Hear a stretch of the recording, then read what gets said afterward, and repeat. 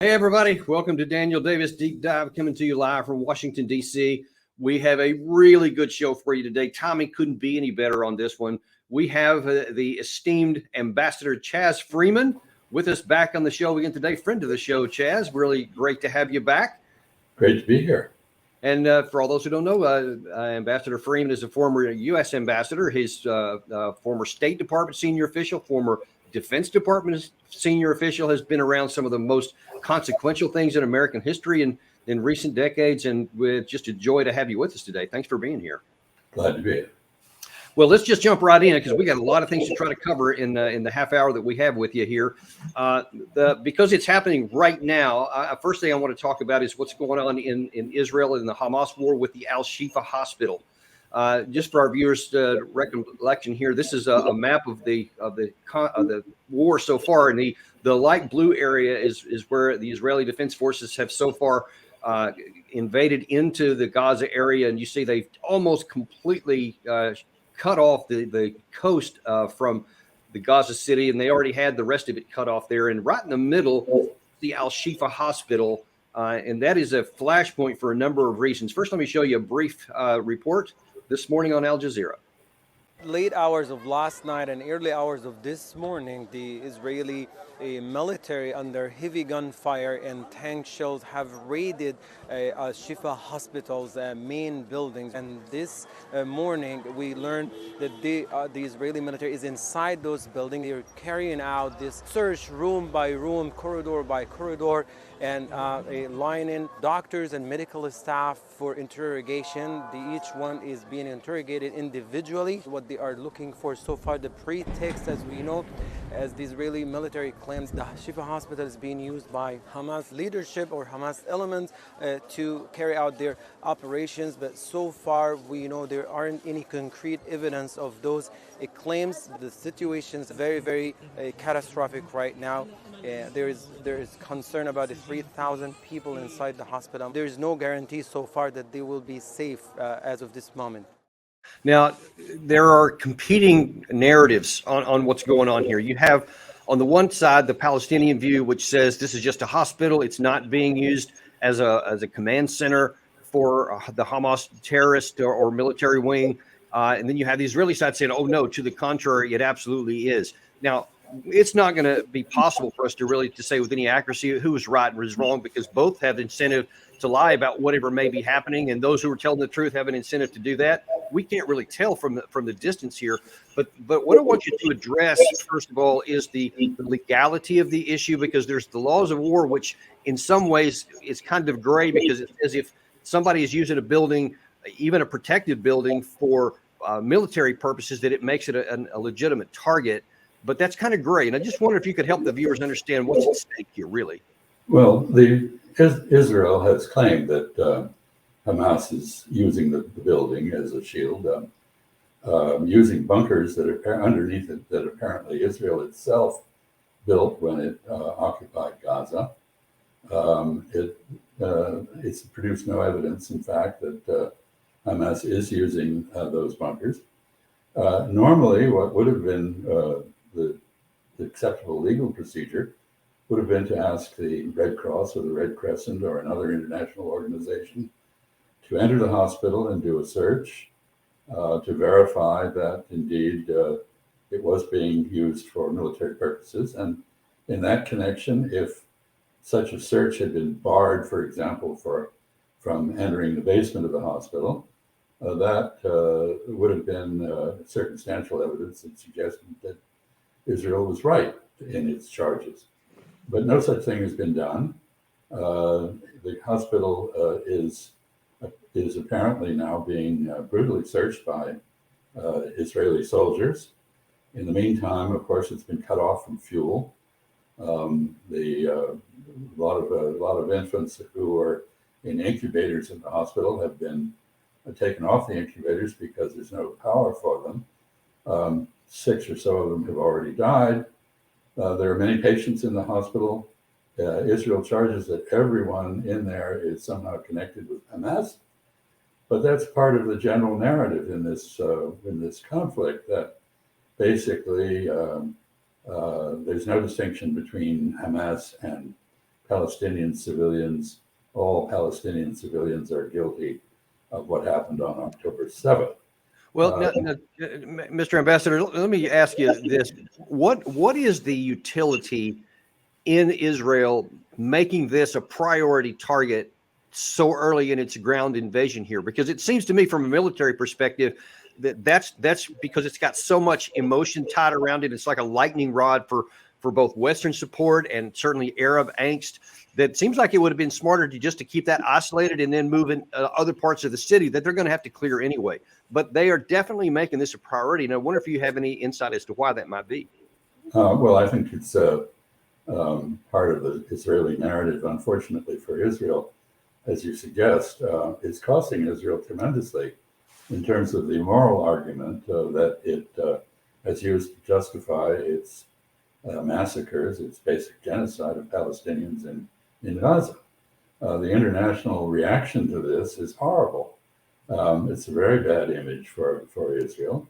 They would have been wise to do what you suggest, but they haven't, and I suspect they haven't because they've convinced themselves of the truth of their own propaganda, and they are trying to demonstrate to the Israeli public, which is determined to exterminate or expel Palestinians from Gaza, that they can do it and that they have a reason to do it.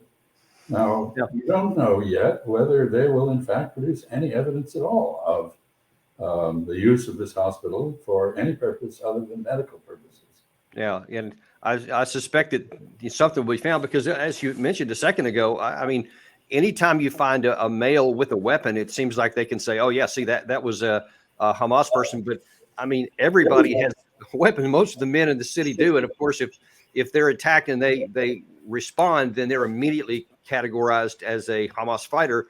And I've been in situations like this where anybody who picks up a weapon against you by the attacking force, when I was on the U.S. side, we automatically assumed that as a hostile target and took it out and called it a Taliban or a insurgent in Iraq or whatever. I'm sure the same will be had here, but we'll have to see. But that brings up kind of the main point of what we talked about in this episode today. And in a recent podcast, you had said that we're in a new Zeitenwende kind of period where there's massive change going on. And I think that's being illustrated partly here that the United States seems almost impotent in trying to get Israel not to do some of these things, because good or bad, we're tied to whatever Israel does because of our support and our blanket support. But it seems like in recent days, both President Biden and Secretary of State Blinken have both made public comments that basically we're trying to get Israel to do things, but they're not doing it. Ergo, we're not successful at getting them to influence them or even require things of them, even though we are providing so much support. So I want to know, I want you to explain what you mean by Zeitenwende and how you see that playing out in the region, especially with the Arab regimes in the region.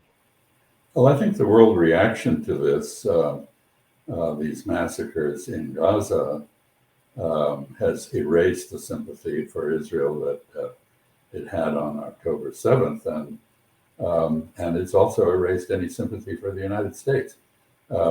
The United States has taken a position against a ceasefire. For a long time, we were against a humanitarian pause.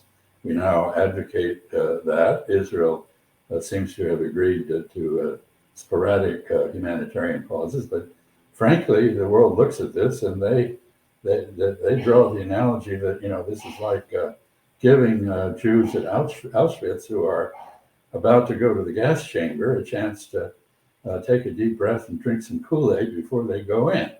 It is just not persuasive. And so I think the Zeitenwende is this, that we already saw with the Ukraine war, the loss of American of support for the United States in the global majority. We had support from NATO countries and Japan and sympathy from South Korea, and that was about it. Now I think we're losing even that. So this is a turning point in our relationship with the world. And just if I can just kind of put an accent on that point here, we have a compilation of a number of our adversaries and our friends making very similar comments about the loss of American influence. É preciso que os Estados Unidos pare de incentivar a guerra e comece a falar em paz. É preciso que a União Europeia comece a falar em paz, para a gente poder convencer o Putin e o Zelensky. 美方声称要经营中国，但不寻求冲突。实际上，美方所谓的竞争，就是全方位的遏制、打压，就是你死我活的零和博弈。如果美方不踩刹车，继续沿着错误的道路狂飙下去，再多的护栏也挡不住脱轨翻车，陷入对抗冲突。 We have more of these weapons than NATO countries do. They know that, and they keep telling us to start negotiations on reductions. Well, you know what? They can shove it. Amerika'nın uçak gemisinin İsrail'de ne işi var? Ne yapmaya geliyor? Ve buraya gelen uçak gemisinin etrafında bütün botlarıyla, uçak gemisindeki uçaklarıyla ne yapacak? Orada bütün artık Gazze'yi etrafını vurarak, indirerek çok ciddi katliamlara. When we have proposed phone calls, proposed meetings, dialogues, whether that's the Secretary, Chairman Milley, Admiral Aquilino, Dasty Chase, other both civilian and uniformed engagements, we have had repeatedly have had those requests rejected or not answered. What you see in that clip there is both our friends, our adversaries, and our allies all kind of having a similar comment that they're calling into question American leadership. Now, some may say, okay, yeah, China and Russia, yeah, who cares? They can pound sand because, you know, they're our enemies or our adversaries. So, of course, they're going to. But I argue, and I think that you do as well, that even among our enemies, it is crucial that we have credibility. And as someone who's been, you know, seeped for decades in the diplomatic corps, I wonder if you can explain why it's important for us to have our word mean something both among our friends and our adversaries. Well, deterrence requires credibility of both the threat that you are posing and the reassurance that you're offering that, you know, the other side does not do whatever it is you're trying to prevent, or that in fact they will not suffer the consequences. And so if you lose your credibility internationally, you can't negotiate an agreement because people don't trust you to keep your word. And you also can't be effective at deterring them. So what we're seeing is to go back to the word Zeitenwende, which was used by Chancellor Scholz in Germany, an epic shifting moment. What we're seeing is the loss of the American reputation as a shining city on the hill, an example to mankind and to and an advocate of democracy and human rights. When we talk about human rights in the future, after having endorsed what's going on in Gaza, people are not just going to laugh at us, they're going to sneer. Yeah. And yeah, that's, you know, just as you say that, I just cringe because I grew up in the Reagan era where he was talking about a shining city on the hill. And really at that time, I know Reagan had lots of failures and lots of things he did behind the scenes and, you know, mistakes that he made without question, but he also did inspire people to want to do better, to want to lift up and to actually act out on the values that we had. And he did. He inspired both people in the United States and people around the world as well. But that just seems to have vanished right now. And this is just kind of the latest issue with it, because you see, you mentioned a minute ago that the U.S. is not willing to even endorse any kind of a ceasefire. But that's the same issue that we had in the now 21 months of the Russia-Ukraine war, is that we're not even talking the possibility of ending the war. We're not even looking for peace. We're just looking to keep giving a steady flow of weapons and money. And now that you see the same thing here. Worse than that, in the case of Ukraine, there was a ceasefire negotiated between Russia and Ukraine in March, just a few weeks after the Russian invasion of Ukraine. Mr. Zelensky agreed to neutralize Ukraine in that agreement, and the Russians would have withdrawn, and we stopped it. We said, you to Ukraine, you may be ready for peace, but we're not. we in the West want to use this to isolate and weaken Russia. Now we're opposed to a ceasefire in Gaza, despite the fact that probably by now 12,000 Palestinians have perished from bombing. And before the Shifa hospital was invaded by the Israeli forces, there were reports that they were shooting anybody who was trying to get out of it, just shooting to kill them, and not with people with weapons in their hands, just people trying to get out. So this is monstrous, really. So, We're part of what it. is, I want to look at two separate aspects of this. First of all, regionally, and then second of all, globally, from the United States perspective, with these trends that you're talking about here. First of all, let's look at the Arab regimes surrounding Israel in the area, that many of whom we have considered friends, or certainly friendly top relations with, and others adversarial, of course, with Iran. But right now, especially at that Arab League just a few days ago meeting where there was 57 states and entities, they were pretty much unified in support of the Palestinian view, ergo not our view. So how has our loss of influence affected that, and what might happen in the coming future, especially if something bad happens in the north of Israel with Hezbollah, if they should, God forbid, actually launch a second front? What is our influence going to do in the region?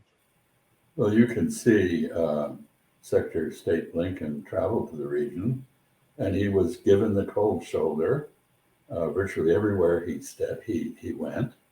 We have a terrible relationship now with virtually every country in the region. We're not able to talk to Iran, which we apparently are threatening with an attack if Hezbollah acts in the north. The situation on the Israeli-Lebanese border is escalating. The conflict is escalating, not receding. The danger of a wider war is increasing. But in the meantime, globally, we are seen as entirely complicit in what is genocide. I know, as an American, recalling 30 years of service to our government, I can't sleep over this. Gary, do we by any chance have that clip yesterday of Jack Keane talking about what he would do in Iran? I want to ask the Ambassador Freeman to talk on this if that's available. Let me know if it is. If it's not, we'll move on. I'll just talk about it. But just as he's looking in there, Mr. Ambassador, there was I was on Fox News yesterday and talking about the situation going on, and was asked about something Jack Keane had said. And if we can find that, we'll pull it up here. And if not, then we'll just keep talking about it. But it was, we'll just start talking about it, Gary. And if you find it, pop it in, and we'll just pause. Otherwise, we'll just talk about it. But basically, Jack Keane said, our problem with Iran is that we've been too soft. We've allowed these pinpricks to come in. What we need to do is go after the IRGC in Iran, take out their facilities, take out their leaders, and that will be the signal, and they'll finally stand down. What do you say to that? Well, it's nonsense, of course. And I think what he was talking about was the presence of U.S. forces in Iraq and Syria. Right. In Iraq, the Iraqi parliament has asked us to leave, and we've refused. In Syria, we're there entirely illegally. There's no basis legally for our being there at all. So when I talk about a Zeitenwende, one of the things that is happening is the destruction of the entire fabric of international law and decent behavior that we spent much of the 20th century trying to convince the world was in everybody's interest. And we're now seen as a bully, as a scofflaw, as a country that doesn't respect any rules at all, but insists on the right to make rules for everybody else. So specifically looking at Iran, what do you think they would do if President Biden, if an American is killed, as I've been anguished about that possibility in either Iraq or Syria, and President Biden acts on the advice of General Keane and Senator Graham and many others, and he does strike targets in Iran and blows up some of their facilities? What do you think would be their reaction? I think it would be region-wide. They would probably attack Israel with missiles. They would attack our bases in the region, possibly with unconventional means, commandos, or if you wish, terrorists. They have a history of retaliation that can't be overlooked, and they've said they'd do it. So the notion that somehow or other you can intimidate people into accepting genocide, or that you can intimidate them into accepting illegal troop presences on other countries' territory is just crazy. Now, I'll need to stick with that theme for just a second. And then we're going to shift gears here in a second, because there's Biden and Xi Jinping are going to be meeting in San Francisco just in hours from now. I want to talk a little bit about that before we cut you loose. But in terms of the region here, is there a line that could be crossed if Israel continues on with this methodical destruction of the city of Gaza under the auspices of clearing out Hamas, because that's almost going to be required if you're going to attain that tactical objective. And the casualty count just keeps rising no matter what anybody in the U.S. or the West says. Is there a point to where even like Saudi Arabia, UAE, Egypt, Jordan, perhaps even Syria, Iran, is there a point to where they could come together and say, we're actually going to go to war for this? Or is it, no, they'll never do it, but the relations will worsen? How big of a risk is that? I think there's substantial risks. First, of internal rebellion within those countries against leaders who are perceived to be excessively cautious and deferential to the United States and to Israel. You could have regime change occur violently in any one of those countries as a result of popular disgust with the cautious policies of the governments at present. It is also possible, although as everybody in the Arabian Peninsula hates Hezbollah, which would seem very much as aligned with Iran, and which is a rival of forces in Lebanon and Syria that the Gulf Arabs have supported. If Hezbollah goes into the war, then I think it will be hard for others to stay out, because Hezbollah will have shown that it is not afraid. And the question would be, well, why are we afraid? Yeah. Why are you afraid of acting? So this is very dangerous. Even if Israel were not doing things in Lebanon, like bombing way back from the border, which is a provocation that invites retaliation. This is one of the reasons the escalation is going on. Another reason, of course, is that Hezbollah is trying to create a diversion, tie down some Israeli forces in the north of Israel, and add to the angst, the anxieties of the Israeli population. Well, you know, what happened on October 7th was that for a few days, Israelis experienced what Palestinians have been experiencing for decades. You know, fear of that they were about to lose their lives, to savage treatment by, Israel basically reaped the hatred that it has sown. And this was the objective of Hamas, and it's very much supported by Hezbollah. And this is an explosive situation. That's what really worries me. This whole Zeitenwende you're talking about, it's truly an epochal change time right now. And I think it's the cogs are moving so slowly, but they're major cogs shifting everywhere. And it may be that too late to return those, which gets us into the third part I want to talk about here.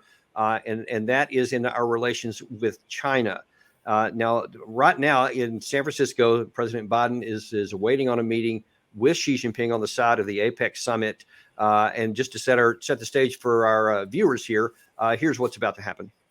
President Biden is heading to California for the 2023 APEC conference. Leaders from some of the world's largest economies will be gathered in San Francisco to discuss trade and economic investment in countries across the Pacific. While out west, President Biden will meet with China's President Xi Jinping for a highly anticipated summit. The two are expected to discuss strengthening communications between the two countries, the world's largest economies, managing competition, and the war in the Middle East. It will be the second time they have met in person since President Biden took office. The president discussed what he defines as a success for tomorrow's summit. To get back on a normal course of corresponding, being able to pick up the phone and talk to one another if there's a crisis, being able to make sure our military still have contact with one another. We can't take, as I told you, we're not trying to decouple from China. But what we're trying to do is change the relationship for the better. Now, that's Biden's view. That it's important, that last part of the clip there. That's how he says he's viewing this summit and what he intends to accomplish. But now let's look at real quick the other side of this, how they view this coming in. And this is by, I believe his name is Hu Xijin. He is the former editor of Global Times, which is something close to a mouthpiece of the official Chinese Communist Party. And here's how they're viewing this summit. Wang Yi, China's foreign minister, will visit the U.S. soon. Analysts say his visit will pave the way for the Chinese and American heads of state to meet face-to-face next month. Apparently, both Beijing and Washington want to manage the differences between China and the U.S., but their understanding and positions on how to do so diverge. I believe the majority of Chinese people are confused about what the U.S. truly intends. The U.S. constantly argues that they wish to prevent the differences and competition between the two countries from evolving into conflicts, and that they have no intentions to contain or decouple from China. However, the behaviors of the U.S. and what Chinese people witness are significantly different. U.S. military aircraft often conduct reconnaissance missions very close to the Chinese coastline, clearly for collecting intelligence on China's coastal military targets and preparing for an attack on China in the event of a conflict. Chinese people feel that the U.S. says one thing and does another. Many Chinese people hold a pessimistic attitude towards the possibility of China and the U.S. ultimately avoiding a war. Given the potential of armed conflict, I personally strongly support China expanding its nuclear arsenal in order to fundamentally deter the U.S. If the U.S. treats China as another Soviet Union, strategic tensions between the two countries would spiral out of control. I believe that as the strategic initiator, the U.S. needs to make fundamental adjustments. Now, it's interesting in that clip there, he number one addressed the same thing that Biden did about, oh, we don't want to decouple. And they're saying, I see you say the words, but I see different actions, whatever. And then you see the consequence of that toward the end of the clip where he's saying, look, that's why we're expanding our nuclear arsenal. And we think that the U.S. needs to be the strategic initiator to bring things into balance, which he doesn't explain what that means. And I'm just wondering, especially as someone who was once stationed in China, spent a long time in China, you still have lots of contacts in China. In the context of this Zeitenwende deterioration on our part here, how do you see this unfolding, and what could Biden do today that would help, and what do you think he's going to do? Well, I think both sides have reached a sensible conclusion, which is that we need to improve the tone of the relationship, stop yelling at each other, and talk more politely. But having said that, there's no indication that the U.S., in fact, is prepared to meet China halfway on anything. The understandings that we reached with the Chinese on how to kick the Taiwan can down the road and manage that problem are basically not respected by us anymore. The Chinese on their side, therefore, are preparing for the possibility they will have to use force rather than a negotiation to reach a conclusion of their civil war, which is what created the Taiwan problem. And as far as, not isolating or weakening China is concerned, they're absolutely correct. We're engaged in economic and technological warfare against China. I don't think we're, and vice versa, right? I mean, they're making counter strikes, doing the same, trying to do economic, whatever. I mean, is that fair to say? No, I don't really think so. I mean, we were the ones who started the the sanctioning and export controls and all the other stuff we've done. And maybe we had good reasons for doing that. But the fact is that the dynamic is one that Mr. Hu said. The clip showed we're very much in their face. They're not patrolling off California. We're patrolling off their coast.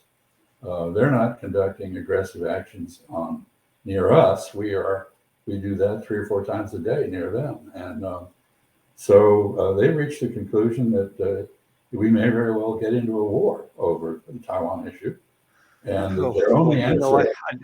There's so much more to discuss here, and I'd love to have you back and talk exactly on that last point a little bit more. But I'd like to, on the last few minutes that we have here, I wonder, as someone who has direct knowledge, if you can compare the level of influence and respect and credibility the U.S. had in the 1970s and 80s when you had actions in the China and helped with the opening up of China, and what we have today. How would you compare those two? And is there any hope of repairing it? When we normalized relations in 1979, Deng Xiaoping was in charge. And one of his main motivations, the main motivation, was to de-Maoify China and to use the U.S. as a model to achieve progress. And I think right up to the Tiananmen uprising in June of 1989, the Chinese were very much trying to emulate the United States, copy us. That went on. It was restored after 1989 until 2008, when the Wizards of Wall Street, brought the global economy to a condition of paralysis, and Lehman Brothers and all the collapse and all that stuff. And at that point, the Chinese concluded that maybe there wasn't that much to learn from us. Basically, the key was and is, do we have our act together? Do we present a credible example that others, including the Chinese, want to copy? Or do we present an example of ineffective governance and domestic paralysis and foreign aggression? Now, I know, Chaz, that in the years leading up to that, you're talking about there in 2008, even a little bit beyond that, even to the early 2010s, I know that China used to always say, "Hey, I know that we're a smaller military power. We're not as good as the United States, so we can't push this far." That's what they would say out loud anyway, while they were, modernizing and building up underneath that. But I don't hear them say that anymore now, and I wonder if you have any insight into their mentality of, okay, I know the American military power and their ability to project power, it is still substantial, but yet they seem less worried about, I guess, opposing our views, especially in their area. And I wonder how you would, define that dynamic and that change. Is that tied to the Zeitenwende loss? Well, the Chinese have come a long way militarily from basically a peasant army that had no navy and not much of an air force to a force which has capabilities we don't have. For example, the ability to strike ships at long distance from coasts with ballistic missiles. So they are now very much on a par with us in some respects. But you mentioned the criticism that they have of their own forces.